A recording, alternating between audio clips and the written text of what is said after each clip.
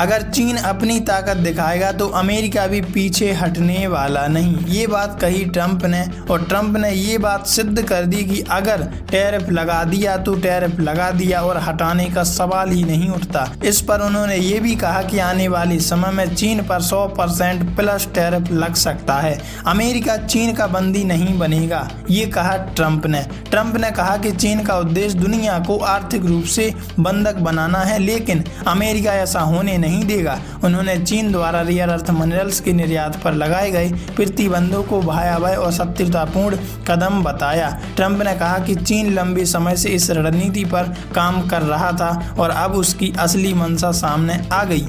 America के पास भी है जवाबी ताकत। तो क्या है जवाबी ताकत, ये जानती हैं। अपने बयान में ट्रंप ने यह भी कहा कि अमेरिका के पास भी ऐसे एकाधिकार वाले अधिकार हैं जिनका असर चीन से कहीं ज़्यादा हो सकता है। उन्होंने कहा कि अब तक इन अधिकारों का उपयोग नहीं किया गया था, लेकिन परिस्थितियों के बदलने पर अमेरिका उन्हें इस्तेमाल करने के लिए तैयार है। ट्रंप के अनुसार चीन ने कई देशों को एक विस्तृत पत्र भेजा है जिसमें उन खनिजों की सूची है जिन पर अब निर्यात प्रतिबंध लगाया गया है। ट्रंप सी मुलाकात रद्द, एपेक सम्मेलन में नहीं होगी बैठक। ट्रंप ने यह भी बताया कि दक्षिण कोरिया में होने वाली एपेक शिखर सम्मेलन के दौरान उनकी चीन के राष्ट्रपति शी जिनपिंग से मुलाकात तय थी, लेकिन अब नहीं होने वाली। उन्होंने कहा कि वर्तमान हालात में इस बैठक का कोई अर्थ नहीं रह गया। अमेरिका चीन की प्रतिक्रिया का इंतजार करेगा और उसके बाद आगे की रणनीति तय की जाएगी। नए ट्रेड वॉर की शुरुआत हो गई है। इस बयान के बाद अंतर्राष्ट्रीय राजनीति में हलचल तेज हो गई है।